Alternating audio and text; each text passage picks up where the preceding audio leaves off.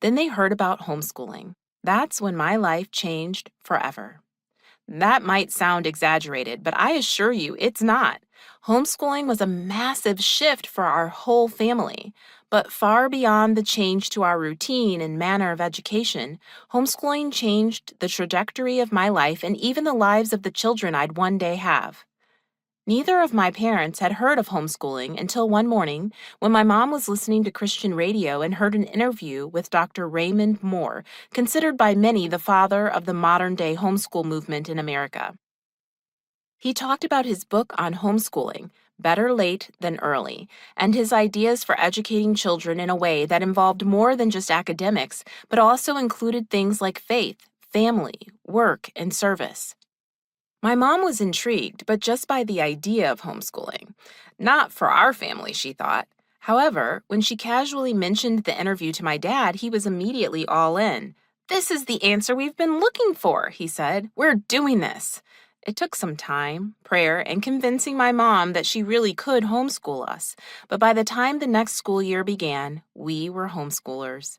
Despite their conviction that this was the right choice for their family, my parents would be the first to tell you that homeschooling at that time was a lonely path. There were few resources available. In fact, when they first considered it, they weren't even entirely sure it was legal. It was. We didn't know anyone else who homeschooled.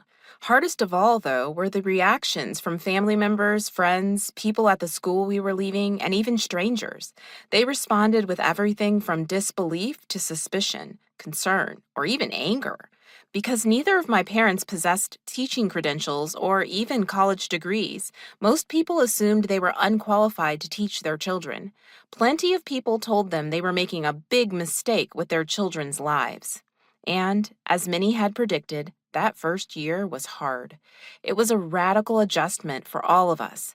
There was an instant and significant loss in relationships as we no longer saw friends at school and knew almost no other homeschoolers.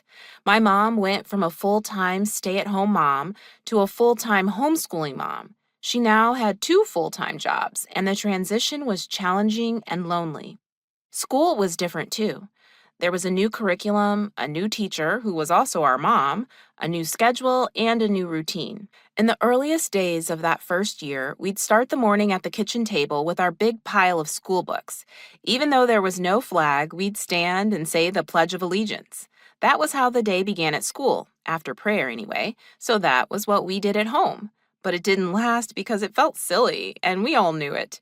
It wasn't long before my brother and I started asking when we could return to school. In time, though, we found our way.